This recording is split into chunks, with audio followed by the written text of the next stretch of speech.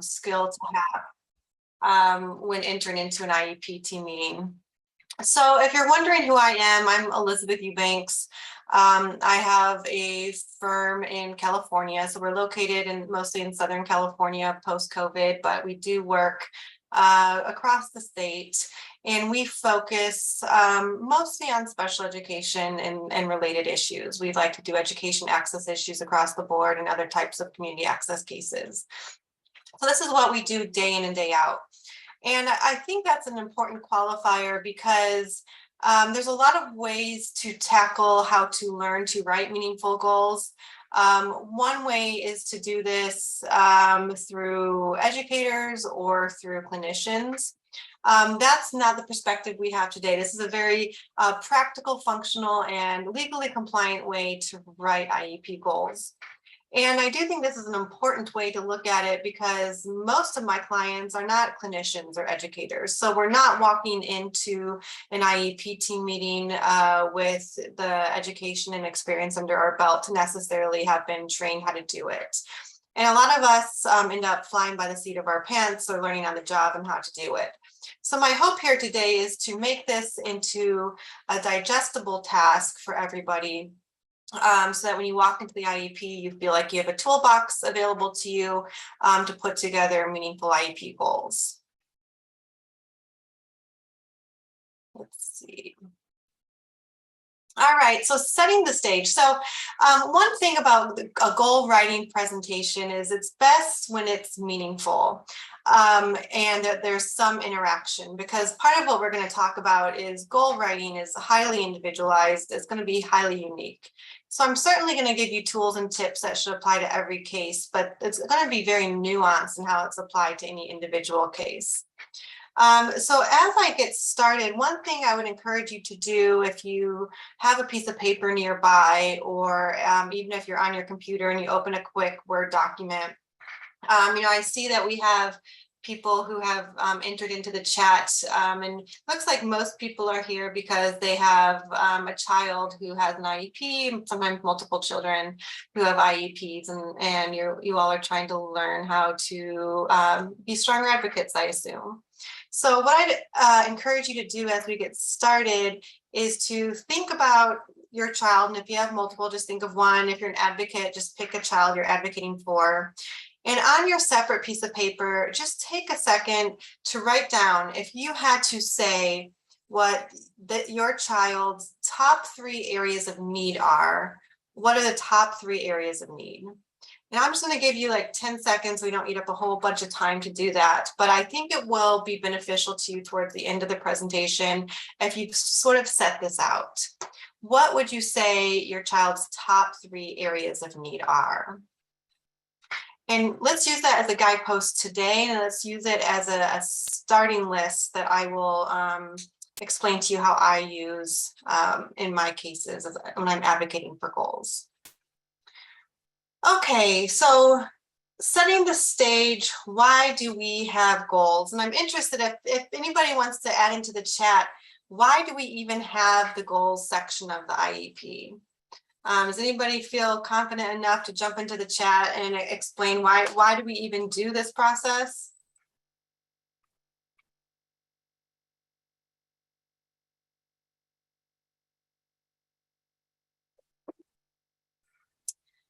It looks like somebody has indicated to make progress, to have a way to go, to see progress. Goals determine services. Okay, you guys are on the right track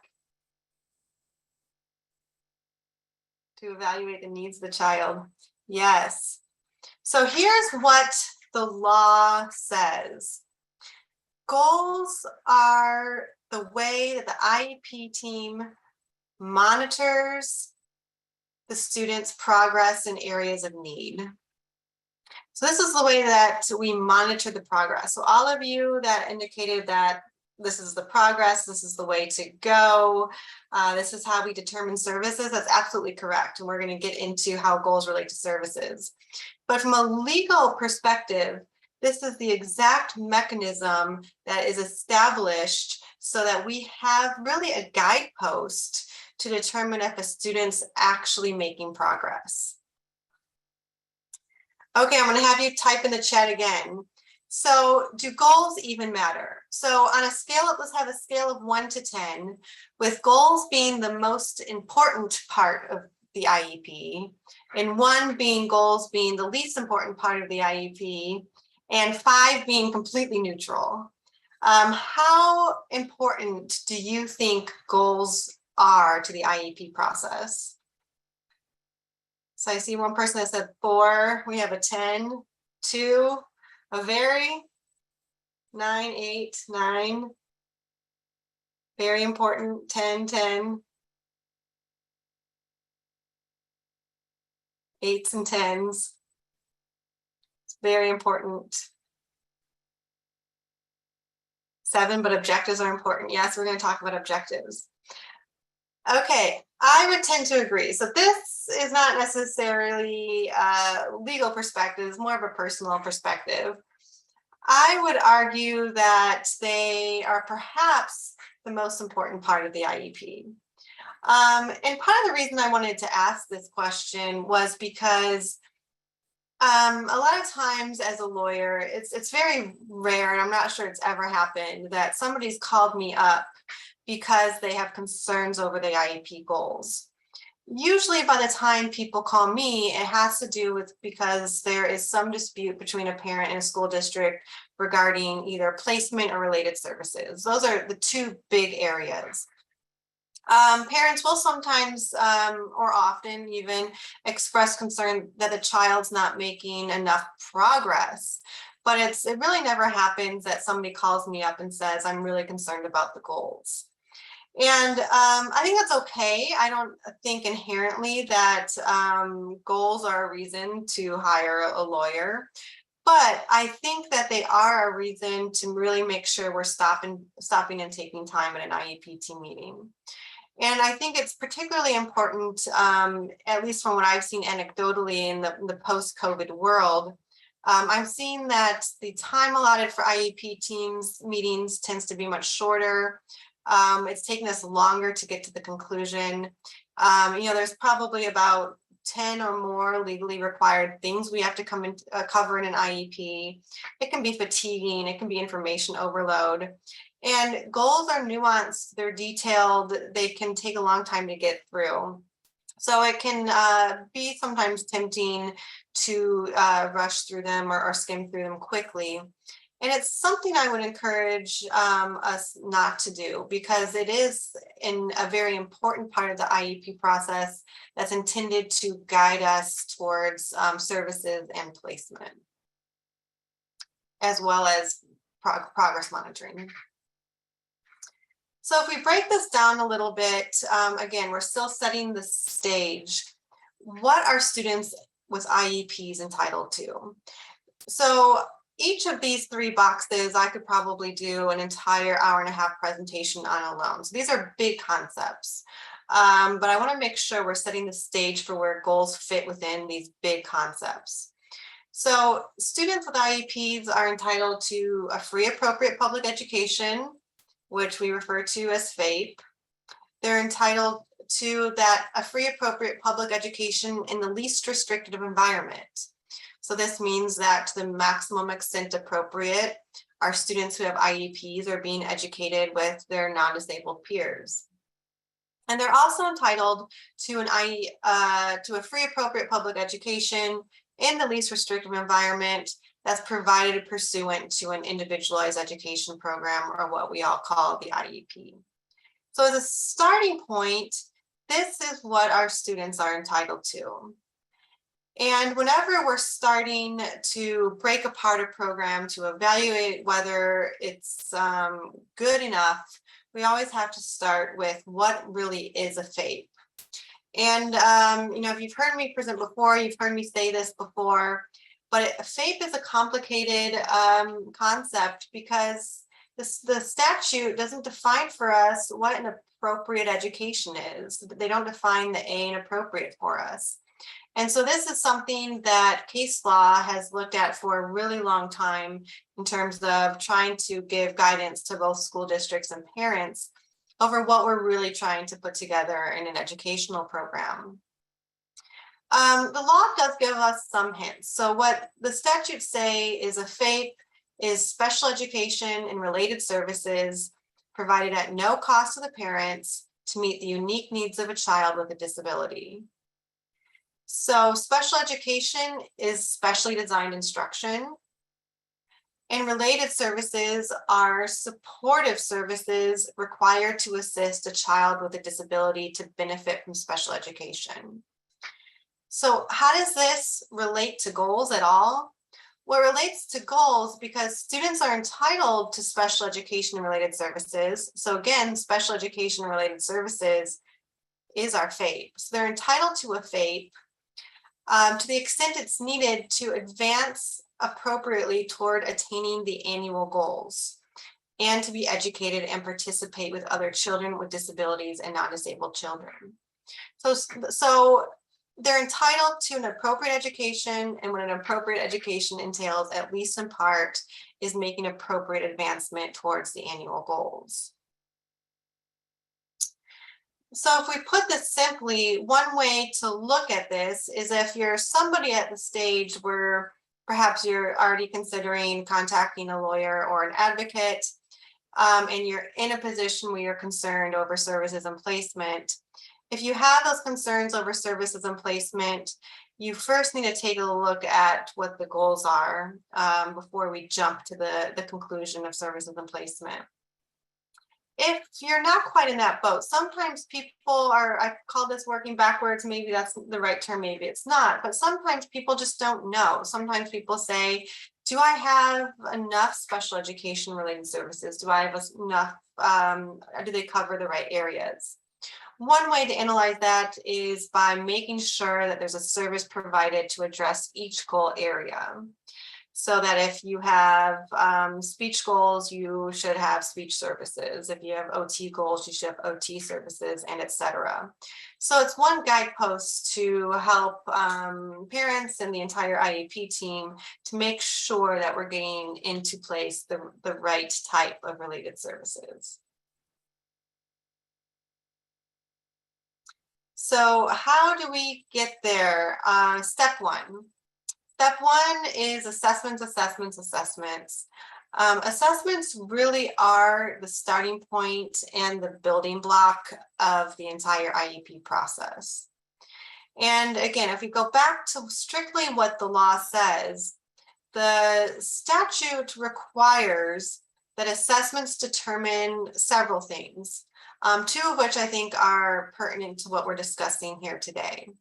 So they have to conduct assessments to determine the present levels of academic achievement and related developmental needs, and whether any additions, modifications to the special education and related services are needed to enable the child to meet the measurable annual goals set out in the IEP. So anytime that we have assessments done, part of what they should be looking at are both what is the current levels of functioning, what are the present levels, and I'll describe that in more detail in a second. And do we need to change anything in the IEP so that the child can actually meet the IEP goals? So one tip, so you have, hopefully you had a chance to write out your 3 areas of need for the child you're advocating for. Making a list of the areas of need is always my first step in preparing a case. And the place I always go to first in making that list is the assessments. And when I read through the assessments, pre-COVID, I actually did this on pen and paper. I'd have a printed copy of the report in front of me. And in the margin, anytime any area of deficit, any area of delay, any area of need popped up, I'd write in the margin AON, area of need. Now I tend to do it more on a separate sheet of paper. But ultimately, in either way, what that turns into for me is a checklist that I actually use during the IEP team meeting, because we should be addressing each area of need in the IEP.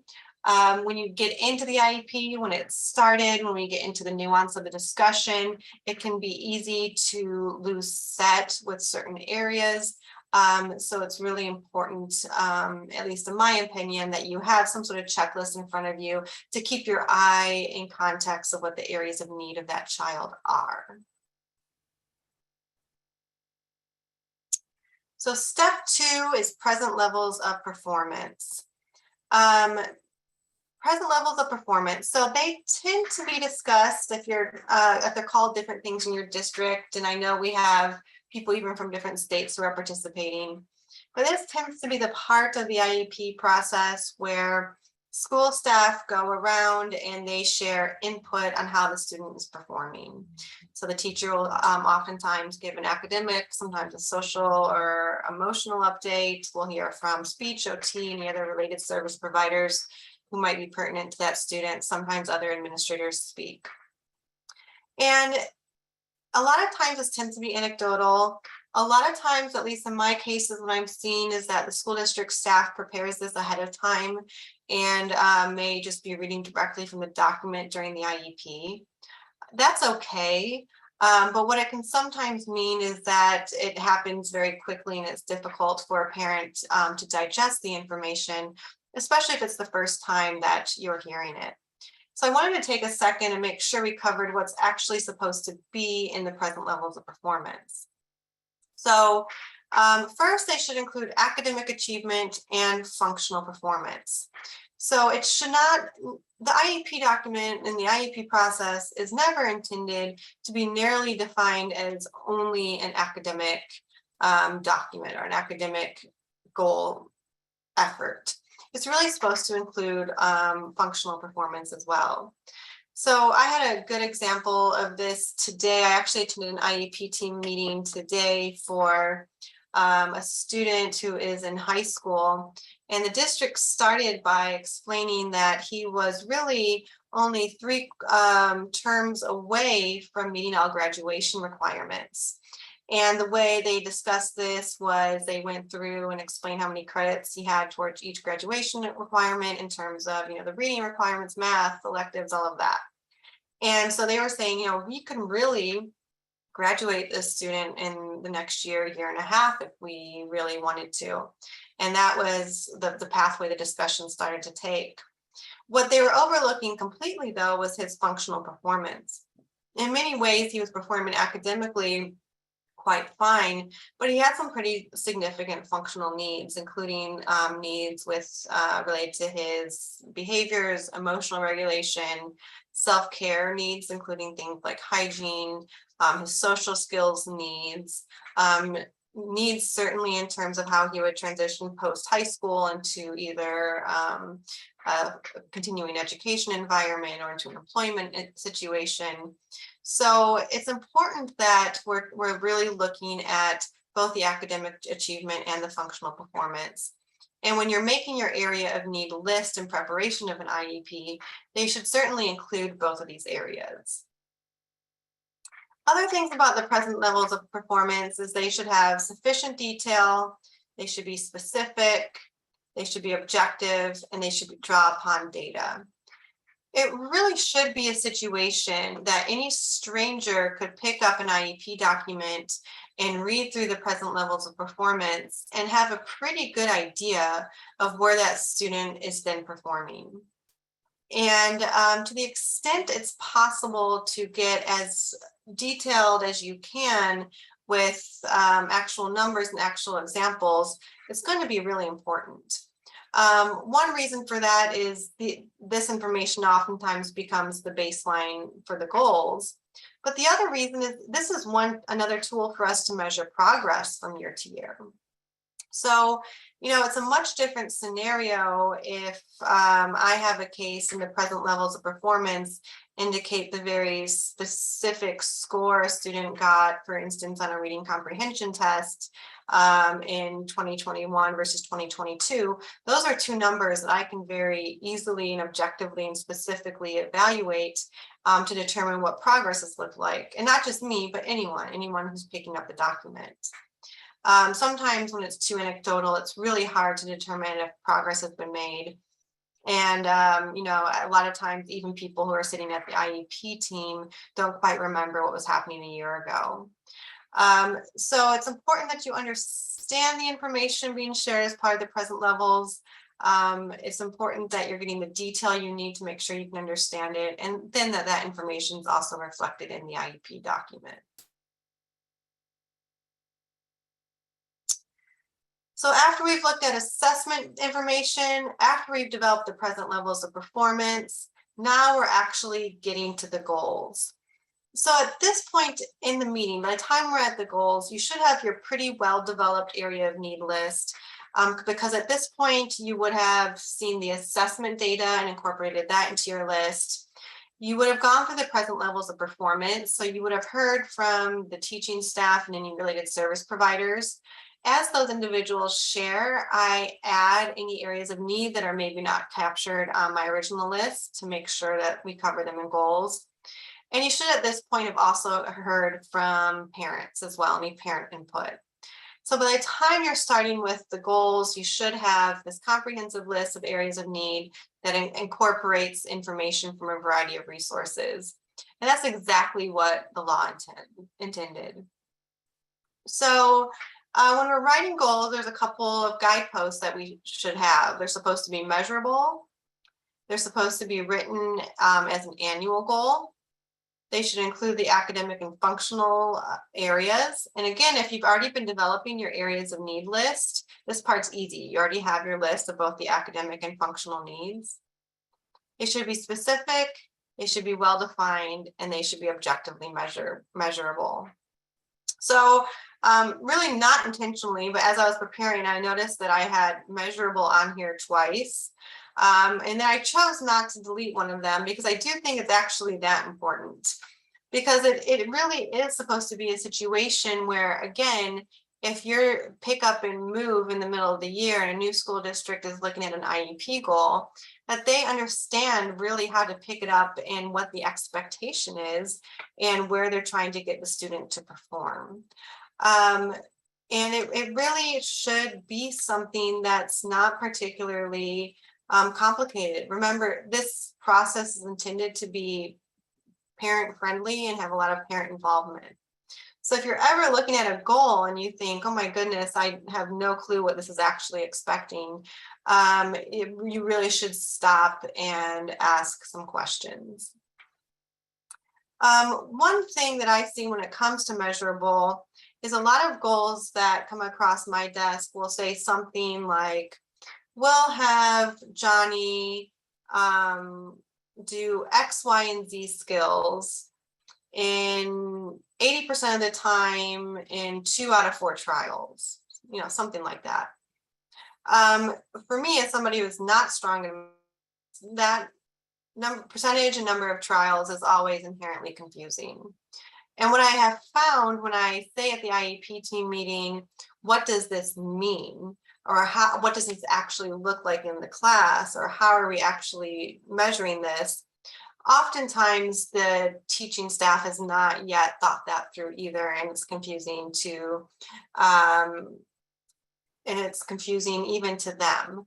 And so it's important to make sure that we're looking at this and it's not such a complicated math puzzle that it's not something that can be picked up and used, and something that we can easily determine in the subsequent year if it has been met.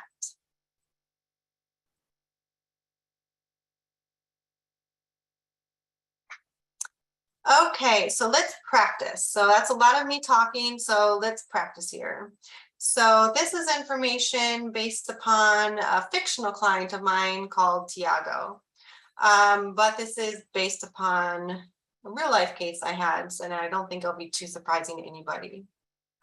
So Tiago has autism and dyslexia. He's in the 6th grade. He has an IQ of 100. His teacher reports that he's doing just fine and is passing all of his classes. She also reports that he's kind, compliant, and social. The district recently did their psychoeducational assessment, and these are the scores that he received on his psychoeducational assessment. So on the composite scores in the area of basic reading skills, he received a 76. On the composite score for reading comprehension extended, he had a 69. On reading fluency, He on math reading fluency, he had a 72. On math calculation skills, he had a 77. On math problem solving and math reasoning, he had a 53. On written expression, he had an 82. So here's the information that we get when it's time to do present levels of performance. So the next question is, are you ready to write goals? So I'm interested in hearing from people in the chat if you feel that I'll go back, based upon this information, you are ready to write IEP goals for Tiago.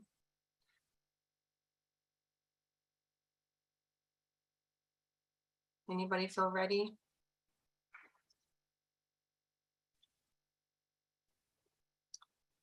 And if you say no, maybe give a reason. If you can give a quick reason. I know typing quick can be a lot, but if the answer is no, what do you think is missing? Yeah, I'm seeing a lot of no's, need more information. It seems like we're missing information. Anybody look at this and feel profoundly ready? Like they're absolutely equipped to develop some goals? Yeah, I'm not seeing anybody say they feel prepared. But hopefully for those of you that are looking at this is not all that far off a lot of times from what might be presented in the present levels of performance that we go through very quickly and jump right into goals. All right, what is missing is his level of understanding what material is given to him. All right, someone asked if the average score between 85 and 115. Good question. Information's educational only, and the score shows functional deficit. Yes, yes, yes. So are you ready to write goals?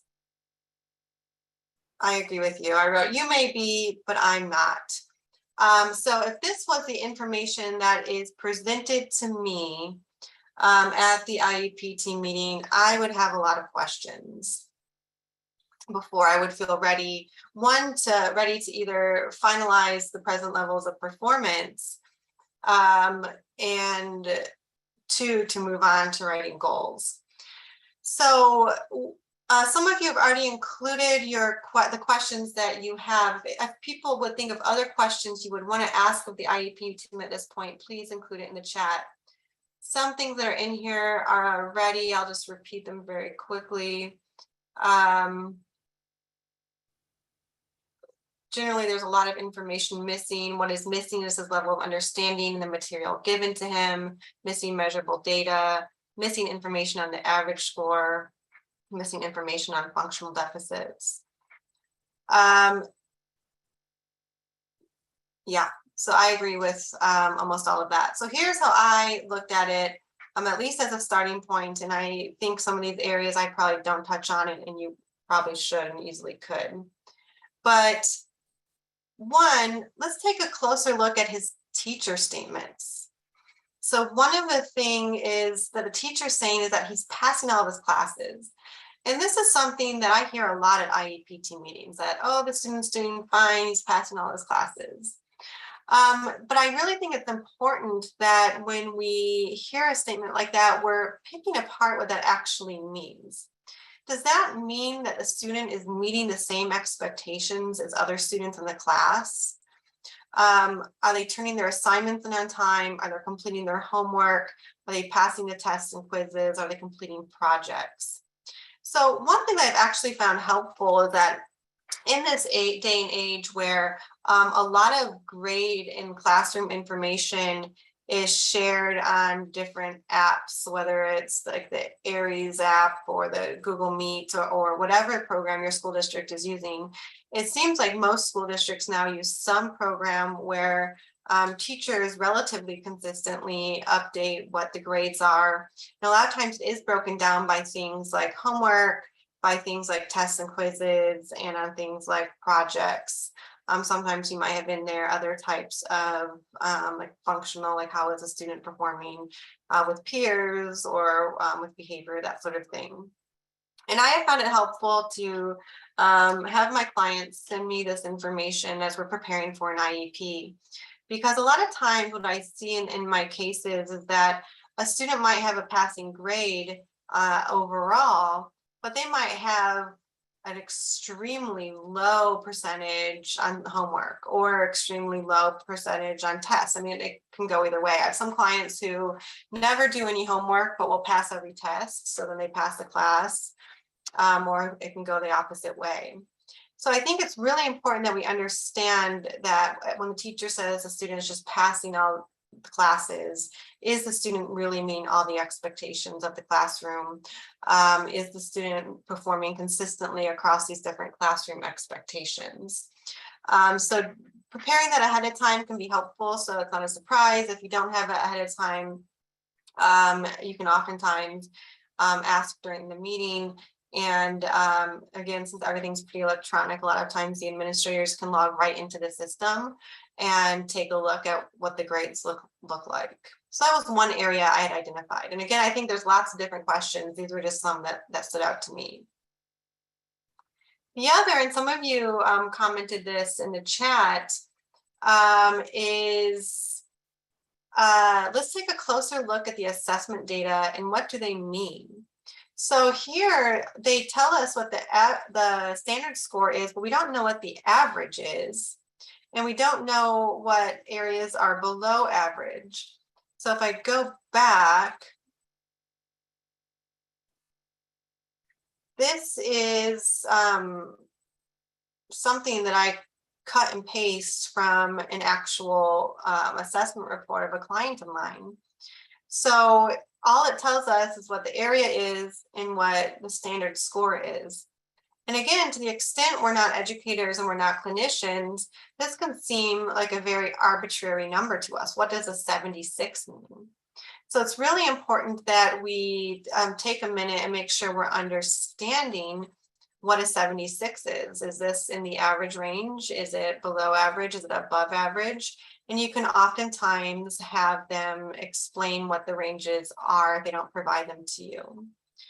Sometimes it's easier to look at things like percentile ranks. Sometimes it's a little bit easier for those of us that are lay in this world to understand.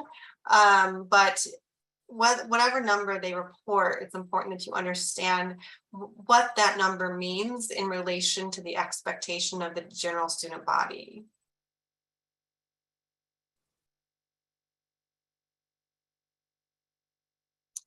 Other questions, so other things that have popped up since I was talking is the information is educational only.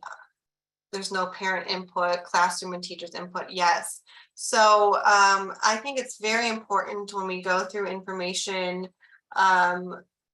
like this, like if this is what the teacher reads as part of their present levels of performance, I think it's really important to get some feedback from the parent on how this, of whether or not it's consistent with the parent is seeing at home.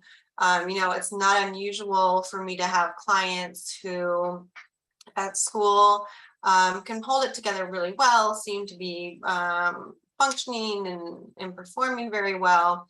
And when you get information from the parent, you realize that they're holding it together at school and they're just coming home and melting down. Homework's a nightmare. There's a lot of anxiety, those sorts of things. So it's important that we get that information incorporated as well.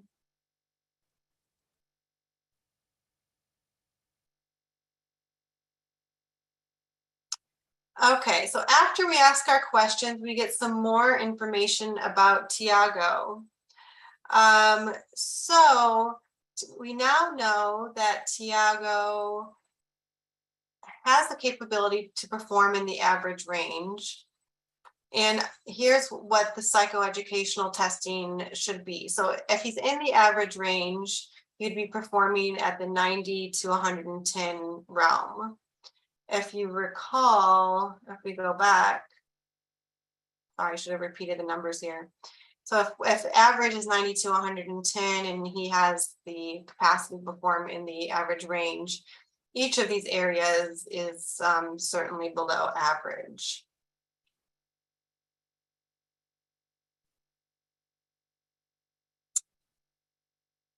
His teacher explains that he is passing classes because she lets him turn in his homework up to the last day of class. As a result, he has 100% on homework and projects, but a 30% on tests and quizzes. His overall grade is a C. The teacher reports he's actually performing closer to the 3rd grade. So remember that he's actually in the 6th grade.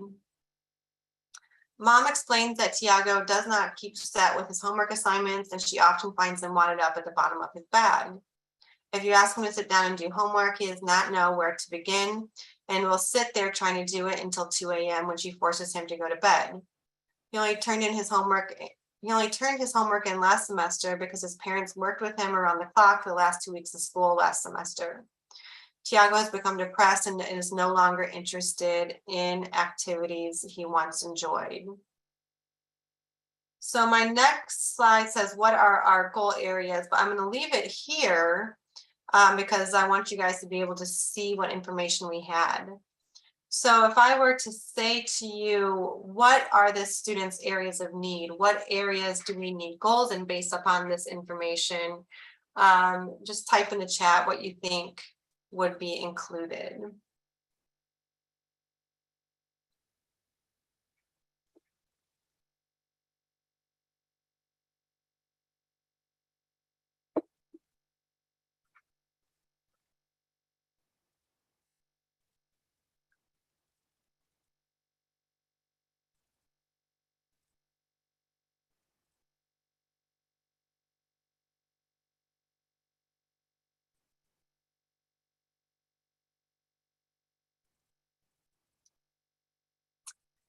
Okay, so we have some people commenting social interaction skills.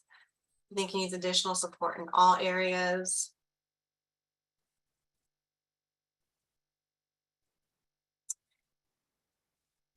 Modify homework and tutoring.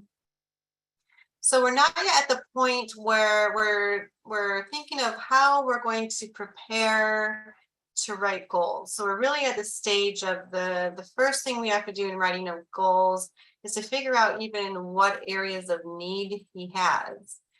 And making sure we get goals covering those areas of need. And that's going to lead us to the discussion later on of supports and modifications that might be needed.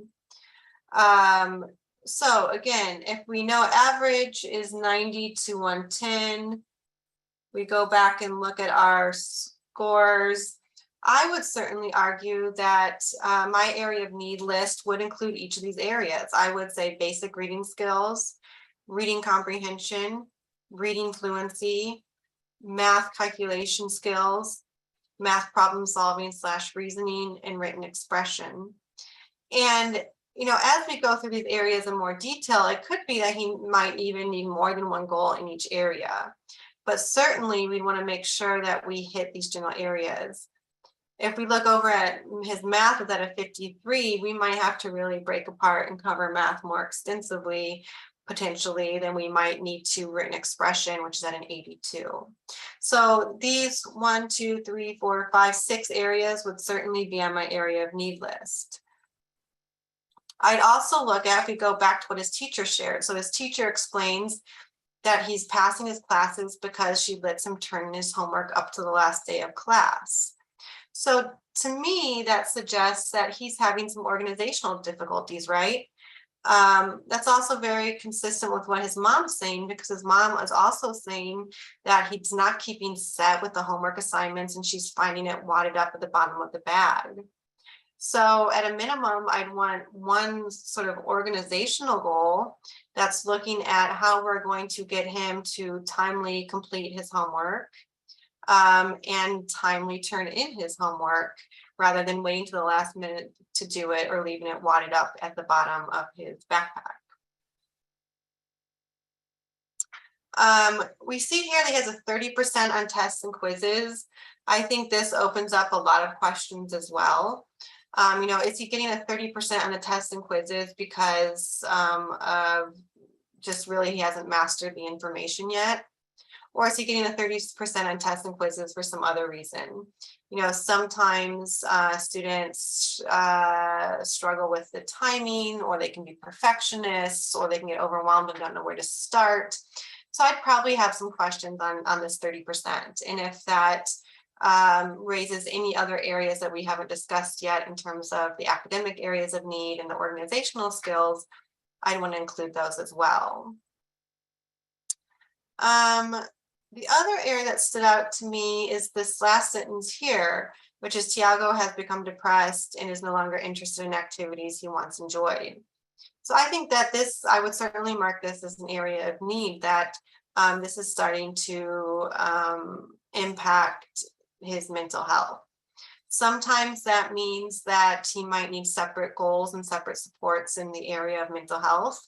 Sometimes that means that if we target these underlying areas, that it might pick up his mood and his depression, and it sort of might remediate in that way. But I think it's important to have on our checklist of areas that we're looking at.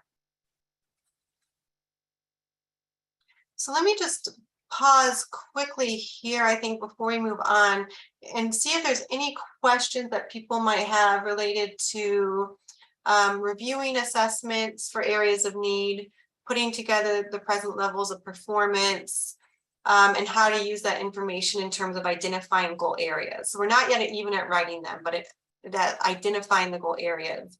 Any questions on those three areas I should address before we move on? And Beth, I don't know if you've been monitoring it for questions that have come in that might be relevant to those areas. I have, but I think the questions that I see would be better towards the end. Okay.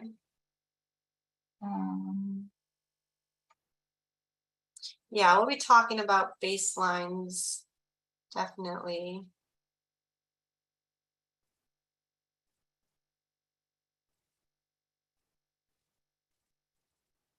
Should specific learning disability be addressed? So specific learning disability is the eligibility category. So this is potentially sort of our big umbrella area.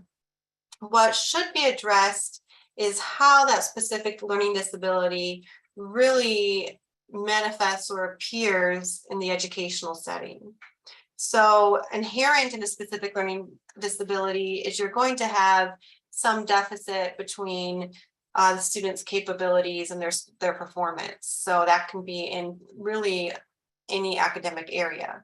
So whatever academic area is impacted because of the specific learning disability definitely should be addressed. It's not unusual for my clients with specific learning disabilities to have organizational deficits. We'd want to make sure we address those. Sometimes there might be the social skills deficits or challenges. So it should be addressed in terms of how it manifests and how it presents at school. But the area of need wouldn't necessarily be specific learning disability. The area of need would be, how does the specific learning disability impact him at school? How is this creating difficulties at school? Those would be the areas of need. Kind of going off of that, Elizabeth, and I know you covered it, I just kind of want to reiterate it. Often I see at IEPs where, like your previous slide, where they just give families a bunch of numbers on a report. Somebody asked, can they provide a bell curve? I just want to reiterate that you said take it one step further after you've got all these numbers and ask the teacher. Can you just say that one more time so people can really hear that? Yeah, so sometimes I do look up the bell curve. I will say I do look it up, and it can be a helpful visual. Where it gets complicated for those of us, again, that don't specialize, especially in the psychoeducational assessments, is that different assessments have different modes of measuring. So I don't usually assume, unless it's a test I happen to be very, very familiar with, that I know what a 76 means on the bell curve for this specific assessment. So I think that it's important for us to hear from either the person who conducted the assessment or someone who's competent to interpret the assessment what a 76 means. So what is the actual average score what would a below average score be? What would an above average score be? So make sure that for any individualized assessment that you understand that understand where this would fall on a bell curve, because they're not all the same. They're not all, a lot of times the bell curve will have like the peak of the curve at 100, but I wouldn't make that assumption unless it's something that you already know for a fact. But you could find the bell curve. Sometimes some assessors now have started to include it in their reports. But I think it tends to be a little bit easier sometimes if we just ask, what does a 76 mean?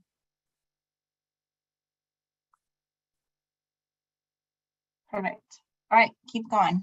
Okay. All right, so getting in, so now we have our areas of need developed. We have a good sense of what goal areas are to be covered. So now we get into the nitty-gritty of actually writing the goals. And so I'll give you some broad tips and then we can get into some specific tips. You know, I think it's a little bit impossible for me to give this presentation without at least somewhere recommending that where possible you utilize an expert. So that can mean a lot of different things. That can mean that you ask for an independent educational evaluation from the school district. It can mean you pay for your own independent educational evaluation. It means that if you have health insurance funded OT or speech therapy, that you rely on those individuals. You know, it could mean a lot of different things. But where possible, if you have somebody who specializes in these areas, who can help give you guidance on where a goal should go, that is a really, really valuable tool. It's also very valuable to utilize somebody from the school district if you feel like they understand your child and understand sort of the trajectory of what their education could look like. So there's usually someone in every one of my cases from the district who can be very, very helpful in this regard. So if they're able to give you guidance and information on what a goal area should look like and what the starting points are, again, that's very, very valuable. In a lot of my cases, though, I do sometimes have to do my homework ahead of time. So there's two resources that I think can be very helpful. Let's see if there's a universe in which this will open. And we can probably circulate these in the chat so people have them. But these are actually from the California Department of Education. The way I find them is I usually just actually search California Department of Education content standards. And I'll show you what they look like in a second. Okay, here we go. So these are the content standards that the state of California actually puts out per grade level. So what I like about this, again, as a lay person in an IEP meeting, is they oftentimes break down different skill sets based upon year of school. And there's one of these for English language, and there's one of these in the area of math. But let's say, usually there's a table of contents that goes year by year, but I might have to just do this quickly. So let's say we have a sixth grader here. It looks like we get the reading standards for literature 6 through 12 on page 47. So if I try to jump down to page 47.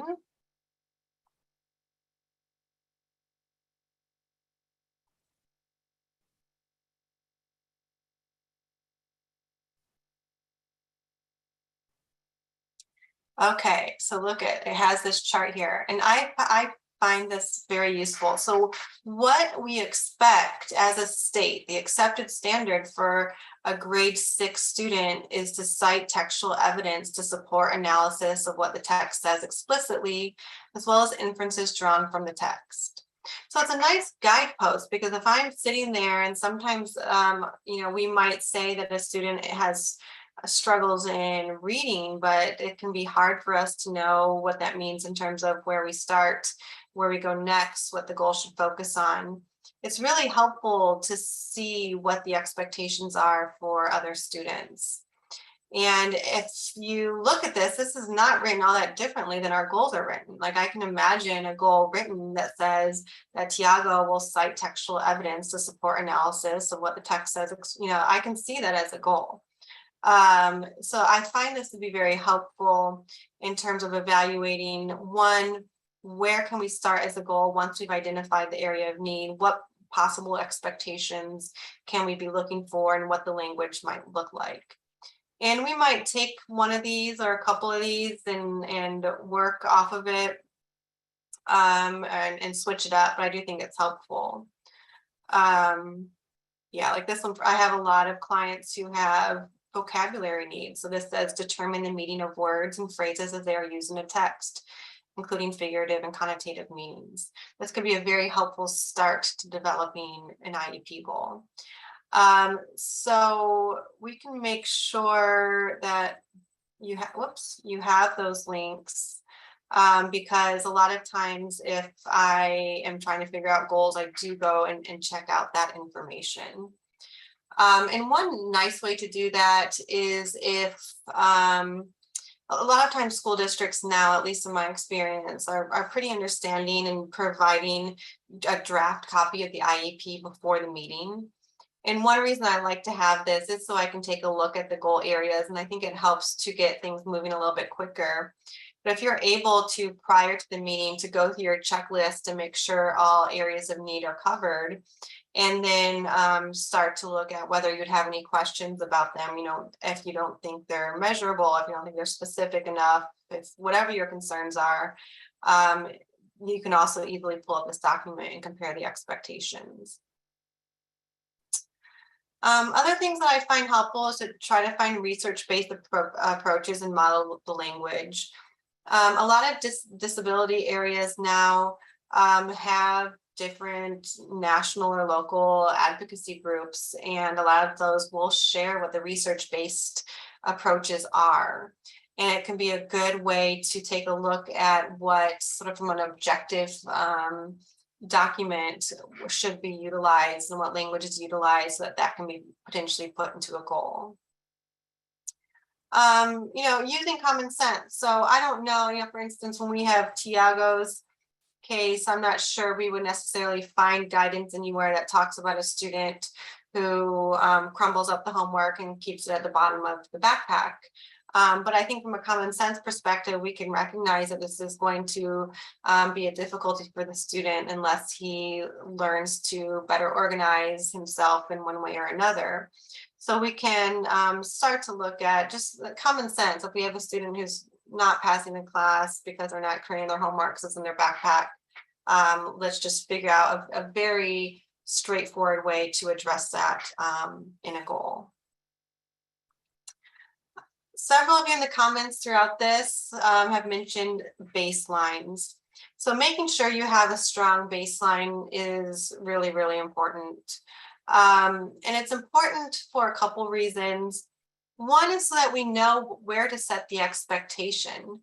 And two is so that we have some mechanism to actually monitor progress. So by that, in the IEP I attended today, we have a student who had some behavioral difficulties. So the district proposed a goal for the student to use, it was worded something like he'll use at least 4 coping mechanisms at least 3 times a day. And you know, to me, my first question was, well, how many coping mechanisms is he using right now? And how often is he using them?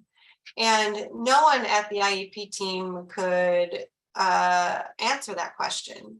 So without having that information, it makes the goal somewhat random, because, you know, why do we want him to use 4 coping mechanisms 3 times a day? I mean, it's just felt to me a little bit like it was pulled out of thin air.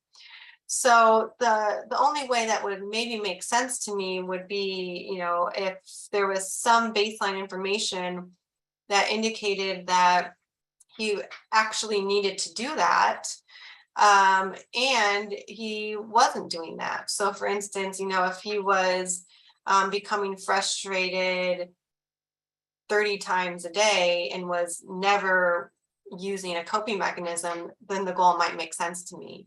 But without having a specific baseline like that, to me, it didn't quite make sense.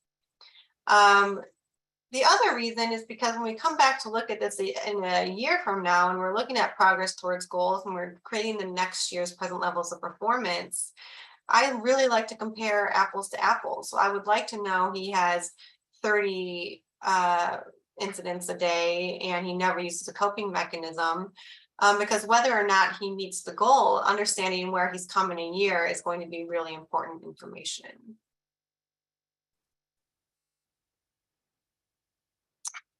So how high can we go? And so by this, I mean, what can we realistically aim for? And, sometimes this does become an area of dispute at an IEP meeting. For instance, again, at the IEP I attended today, they were trying to get his typing skills sort of up to par. And so they had written a goal so that in 1 year from now, he'll be able to type 18 words per minute. And so how high can we go?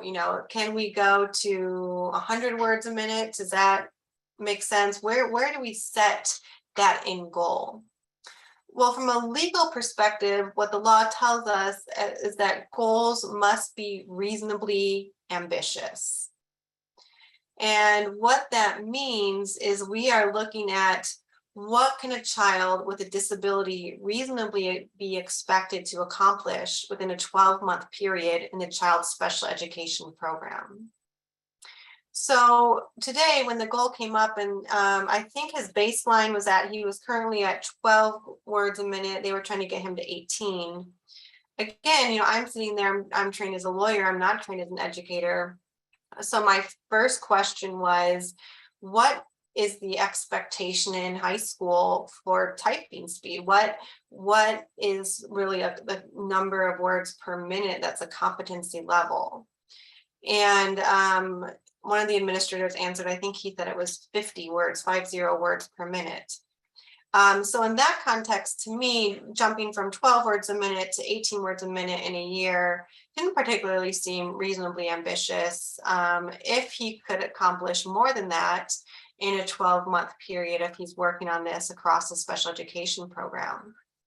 And, this is something that actually came up in the IEP, and I posed that to his teacher, who's a wonderful teacher who really understands him and has really great expectations for him. And the teacher's response was, well, with the scaffolding and structure that we intend on putting into place, is he thought that he could get to 30 words a minute in a year. So from there, we quickly jumped up from the 18 to the 30 words per minute. But the question really is about what can we reasonably be expected in the 12-month period for that unique student. And that felt more palatable, at least compared to the lower expectation. Jumping over at this point for a minute to the last point of I have better to shoot low here, because when I was having this discussion at the IEP meeting, one of the administrators brought something up that I hear quite a bit. So what the administrator said was, well, why don't we leave it at the 18 words per minute, because we can always do more. It's not like we hit 18 and then we stop the goal. So we can just leave it there, and we can do an IEP amendment if we need to increase it later on. So there does sometimes become this tension of, do we just leave it at the lower goal and that's what we're doing? Or do we set it higher and have the potential that the student won't meet the goal? And that can sometimes be a tricky question that has a lot of nuance to it. I would say overall, I do think it's really important to be looking at it in the context of being reasonably ambitious. These are goals that are supposed to be annual goals that a student is meeting if they have appropriate services in place. And so I believe that school districts do not stop working on a goal just because it's met.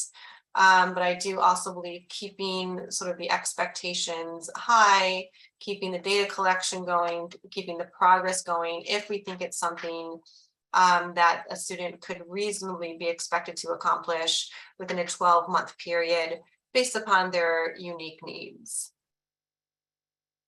So one thing I wanted to highlight, and this loops back a little bit to the discussion we had at the beginning over what is a FAPE.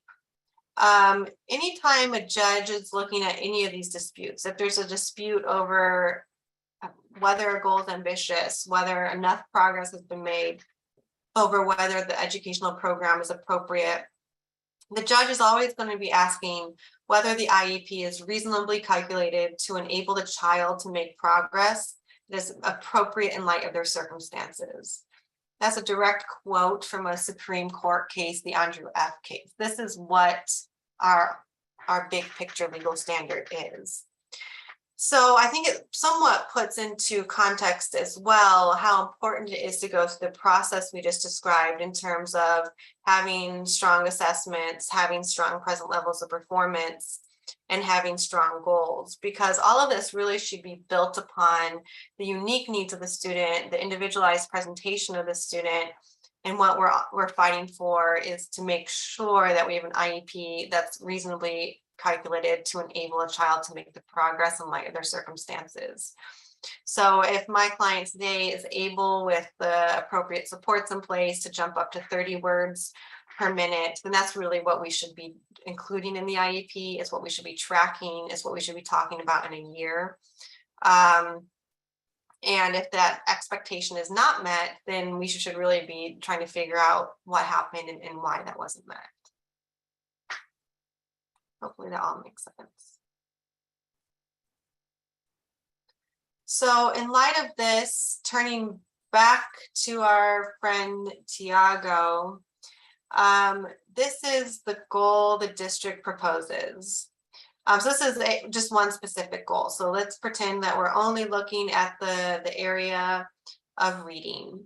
So the goal proposes that Tiago will, when given a grade level content area passage, read the passage and identify unknown vocabulary, dictionary or application on Chromebook, to define, use context clues to answer comprehension questions that answer who, what, when, where, why, and how, with 85% accuracy as measured by student work samples, teacher observations, and records in 2 out of 3 trials. So that's a mouthful, but it's intentionally a mouthful. This is a real goal that was taken from a Riverside Unified School District proposed IEP. And it was actually for the student who had the standardized scores I showed earlier. So if this is what pops up, and this is what the district proposes, what are our thoughts on this? Do we think this is a meaningful goal? And if you don't think it's meaningful, why not? If you're able to sort of succinctly type that into the chat.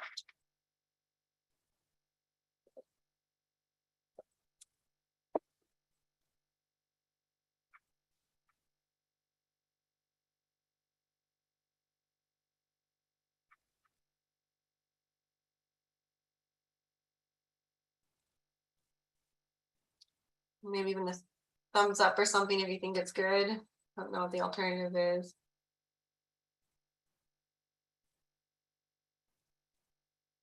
All right, we have some people saying they don't think it's meaningful.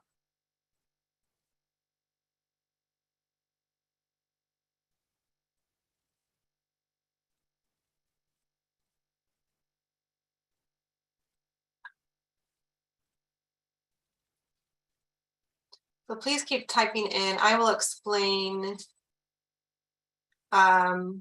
what some of my concerns. Some people are liking it. Okay, good. too many components that can be intertwined to skew progress. Places the responsibility back in the child who already has organizational issues. That's a good point.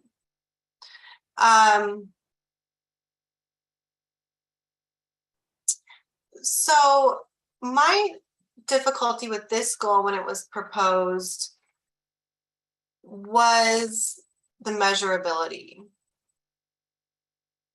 So we're asking him to do a lot here. So we're asking him to read the passage. We're asking him to identify unknown vocabulary. We're asking him to define the unknown vocabulary. And then we're asking him to answer the comprehension questions.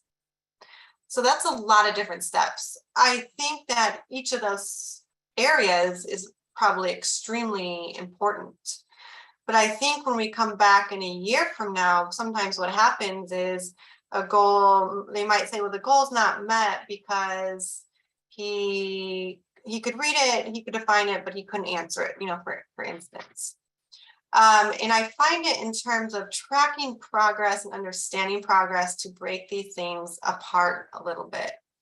So we might have one goal that's just having him read a passage, identify unknown vocabulary, and defining it. That alone is a pretty big task. And then we might have a separate goal that's looking at the comprehension questions of the who, what, when, where, and why. Because even this alone, you know, sometimes I'll have cases where a student can do, you know, maybe who, what, when, but they really struggle with the why. So even in terms of looping this all together into one goal, that can be pretty complicated.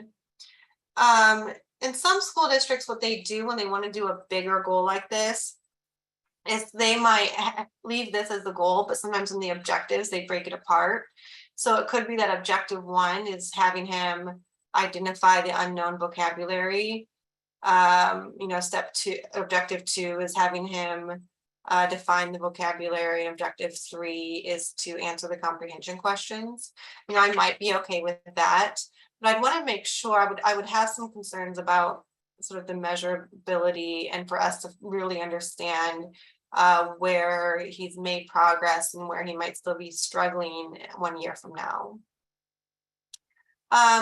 The other problem I have is with this 85% accuracy as measured by student work samples, teacher observations, and records in 2 out of 3 trials. You know, if we're doing math here, if I pull up my calculator, so, you know, if we're having him get 85% accuracy in 2 out of 3 trials, we're really asking him to, someone's going to probably tell me this wrong, but, you know, so does this mean that 56% of the time we're asking him to do all of these steps correctly, or does it mean something else? But I think that's a question to ask back to the staff who's going to be working with him on the goal, because again, sometimes they look at this and say, well, you have to do this 85% of the time correctly in 2 out of 3 trials. That's a little bit confusing. You know, a lot of times it's my preference to actually just have, you know, we might do it in 3 out of 3 trials. So that even if we lowered the accuracy, if that's what's appropriate for him, if that's what's reasonably ambitious for him in 1 year, but it's easier to measure when we have it across a set number of trials in some areas.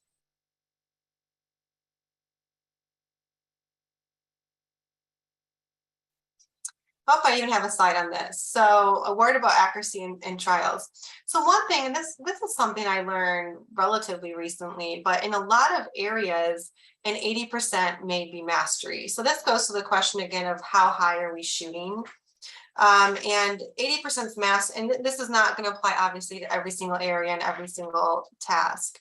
But a lot of times if a student can do something 80% of the time with consistency, then it's considered master. So sometimes that's a good guidepost in looking at how high to set a goal. And you can, you know, I've asked that at IEP team meetings before, what's considered mastery of this in terms of the general population of students. Ask the designated staff to explain what trials and percentages mean. I think I've hit on that a couple times already. And where possible, keep it simple. I think that's really important. No one's going to remember in a year. We just don't. We end up flipping back and forth. It gets confusing. If there's any change in school district, if there's any change in staff, this gets very confusing. And this is meant to be a user-friendly process. So if you can't pick up the document and understand where a student's performing, what the expectations are for a year, what we expect them to look like in a year, then we're making things too complicated.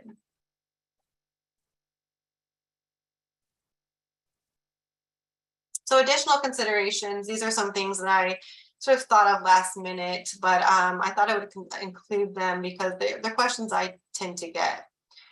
So one, each goal, and I touched on this in the beginning, each goal should have corresponding items of instruction or services. So you'll notice in most of our IEP forms, it has in there who the responsible personnel are. And then the question is, when we get to services and placement, is how are we going to enable the student to meet this goal? So if we have a goal where we're trying to do all of these very sort of in-depth reading skills, how are we going to get the student there? And it may mean that this is when we're starting to talk about if he's going to meet this goal, do we need to pull him out and provide him with more individualized support? Do we need to have him in a special day class?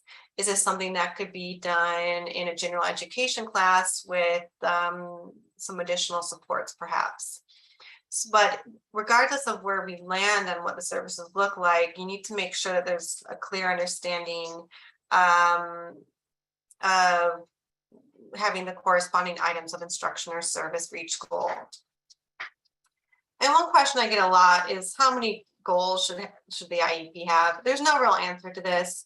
There's no limit, there's no maximum, there's no minimum. I've seen people come through with 50 goals. I've seen people come through with 2 goals. You know, it's a pretty big range.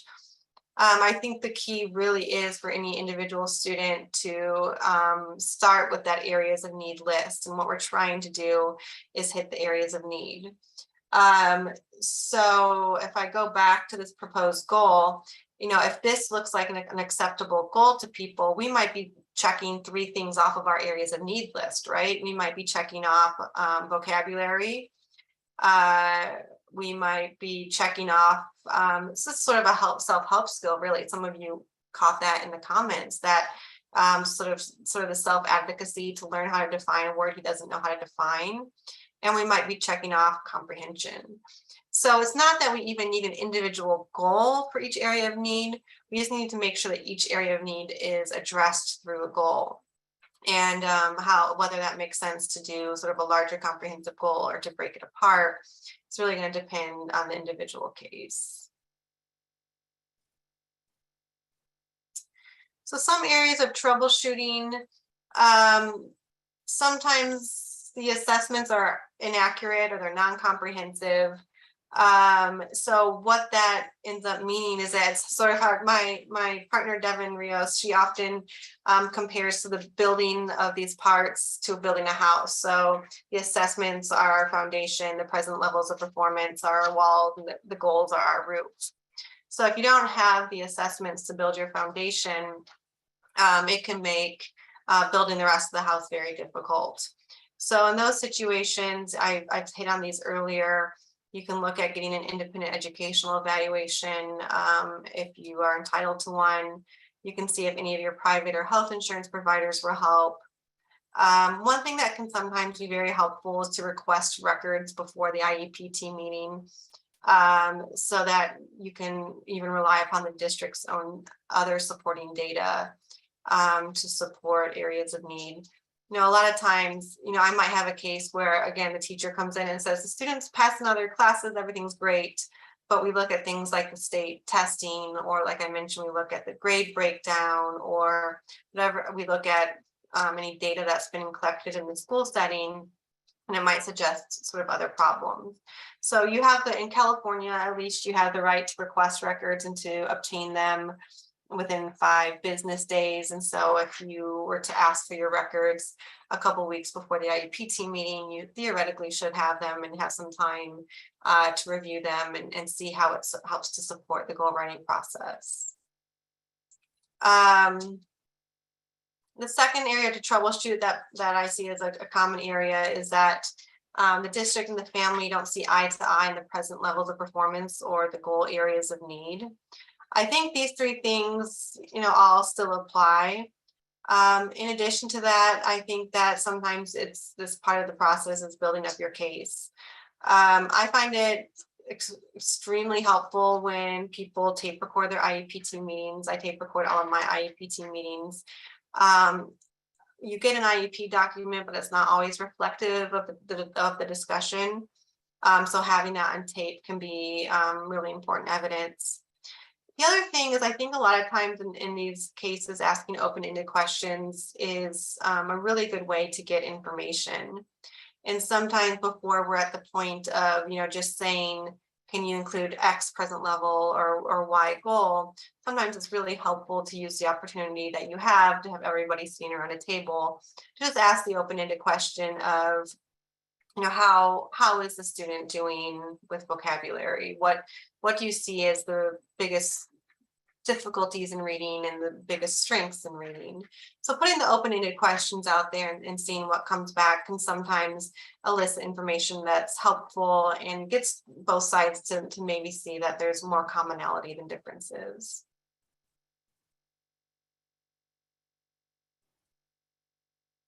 Yeah, someone in the comments, looking at some of the notes in the comments. So somebody had commented that, so back when we're looking at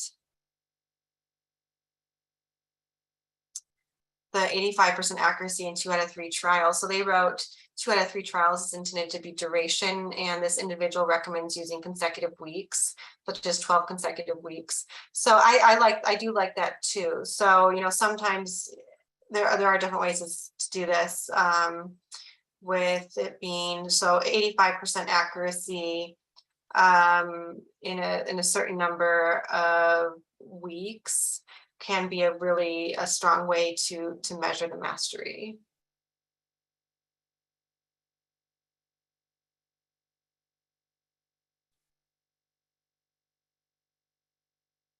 Okay, so here's the homework I would give you based upon this information. While all of this is fresh in your head, while you're thinking of it, go back and look at or think of your list of the 3 areas of need that you indicated for your child, and use this as your starting point, as your list that you can use in future IEP team meetings. So, what other areas of need should be addressed? I'm sort of starting at the bottom here. So now that you've got it started, are there other academic or functional areas that should be included? Go back into the IEP document and even take a look with fresh eyes to see if the IEP includes goals in each of those areas. If you think those goals are measurable and if you think they're reasonably ambitious in light of what the student could do over 12 months with appropriate services. And my guess is once you take a look at it's a little bit hard to generalize in a certain way because goals really aren't meant to be very specific and unique to the student. But taking a look at it with fresh eyes based upon this information and using that to start your areas of need list, which I do think is an important tool. So with that, I think we have a couple minutes for questions, if any came in. Oh, yeah. Okay. So we'll do quick fire. Okay. So, you walked us through the methodology. What about for a child who is nonverbal or minimally verbal? And what strategies would you give to the families to work on goals for that? So the process is going to be the same for me, regardless of the disability category or what the areas of need look like. So when we say a student is nonverbal, that can mean a lot of things. I think, I would have a lot of questions that stem from that. For instance, does the student have a functional communication system? So if the student doesn't have any mode of functional communication, that would probably be my area of need. Is step one, we need to make sure that there's a functional communication system. In different cases, there's sort of different approaches and different recommendations regarding utilizing assistive communication devices and how that overlaps with speech therapy. But certainly for a student who's nonverbal, I'd be looking at global communication. I'd be looking at receptive language, expressive language, pragmatic language, and again, how is a student functionally using communication? And then based upon those areas, I would want to make sure I have a very clear understanding of where the student is now, and then talking about where they could get in a year. Especially when it comes to speech. I mean, I don't know if that's true, but definitely when it comes to speech, parents have a lot of information that is hugely important. So I'd want to make sure that that's really well captured. And so when I'm reading through the speech report, I'm looking at things. I mean, sometimes we have students who are nonverbal who have very strong receptive language. So that wouldn't necessarily be an area of need. So then the area of need is the expressive language component, maybe the pragmatic and the functional communication. So it's always the same process, regardless of how a specific student is performing. It's really just targeting what that area of need is. And this is the point where if you have a nonverbal student, pulling in experts who could help provide guidance on where you go next, looking at things. There's a lot of national and local speech and language associations that might have strategies. So a lot of information you can get out there to help provide guidance to go from where the student presently is and to where they should go. Perfect. What about, somebody wrote about a safety plan? If you have somebody who is very aggressive throughout the day, what would the process be to get a safety plan for a child who gets triggered into outbursts and meltdowns? And how would a parent ask for that at an IEP meeting? So generally, if I'm understanding it correctly, generally in terms of the IEP document, we refer to that as a behavior intervention plan. So the first step is whatever the area of need, there should be assessment information in that area. So when it comes to behaviors, I would want to see a functional behavior assessment. So we'd start there. And based upon the assessment information, and sometimes a lot of good behavior information is included in the psychoeducational report as well, I would want to know things like what's causing the behaviors, how often are the behaviors occurring, what does the intensity look like, and what's the plan that's in place to address them. And again, generally in the IEP context, that's all put into a behavior intervention plan.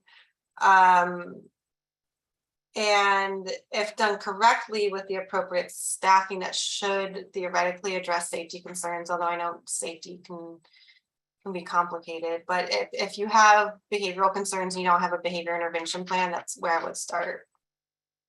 Perfect. And then another question is kind of regarding safety. Can an IEP be canceled the day before? How soon should the school reschedule it if the request was made at the end of last year regarding the safety of a child who was hurt due to lack of supervision? So can they cancel it the day before? I mean, the short answer is yes, they can. So in California, at least, there are specific timelines for when IEP should be held. It's generally 30 days from the date that the parent requests it. There are certain exceptions to that. For instance, sometimes if there's extended school breaks, there's exceptions to that. I could probably send a link with some of the timelines, but the timelines are all set out really specifically, and I could probably get that for you in Blink. But generally, it's an IEP has to be convened annually or within 30 days of parental request. And there is a rule in California, I think if you request an IEP team meeting within a certain number of days before the end of the school year, they do have to have it pretty quickly at the start of the school year. But I'd want to get you sort of those specific dates. Beth, I don't know if that's something that you guys have handy. If not, I could probably email it to you pretty quickly. I don't know if we have a handout. That's a great question. But yeah, and one of the questions was, will you be sharing your presentation? Yes, I'm happy to send you the PowerPoint, and I can send the timelines in that email as well. Perfect. And then I'll send that out tomorrow with the link as well. Okay. Okay, I had one of these at my house too. Can you write a goal for crumpled homework? My son's school won't add things like that, and they'll say, oh, we'll make them a folder or something. It's never written down or tracked, so I have no idea what's being done. Yes, you can write a goal for crumbled homework. I've had several cases with crumbled homework. You can write a goal for any area of need that's impeding the child's ability to make meaningful progress at school. So if they are crumbling up homework, then they're not going to be making meaningful progress. So yes, there's no area that I can think of where a school district can say we don't write goals in that area. If it impacts the educational performance or the educational progress. So yes, you can. I think if a school district were to say, we'll provide a binder, I'd probably say, okay, that's great. We also need to track it with a goal. And this is one of those reasons why I think recording the IEPs is important if you're not, because it gets really hard to recreate that later, or it can become a he said, she said situation. So record your meetings, make the ask, then it becomes a goal. If that doesn't work, I think you're sort of looking at potentially more advanced dispute resolution options. Right. This one, I haven't had this one. My team did not work on goals last year. They admitted to that. They thought the IEP wasn't signed when in fact it was a partial agreement. We have an IEP in a few days. How do I address this and move forward for new goals? Well, that's an interesting question. So as a general rule, I don't know if I would use the present IEP to address that mistake. With part of the reason being that we have a limited amount of time. The point of the IEP is to develop the coming year's educational program, and there's not much you can do at this IEP meeting to sort of fix that past violation. I mean, that is what things, like the dispute resolution or the due process or the complaint options, those are more tended towards fixing the past mistakes. But I think in terms of this meeting, just making sure you record it. Someone asked, so I have to let them know you're recording. Yes, you have to send written notice 24 hours in advance. And usually I also announce it at the beginning of the meeting when the tape recorder is running. But I think I would probably keep this meeting focused on this year's present levels, areas of need, goals, and services. And you might research your other options to make up for any past violations. Perfect.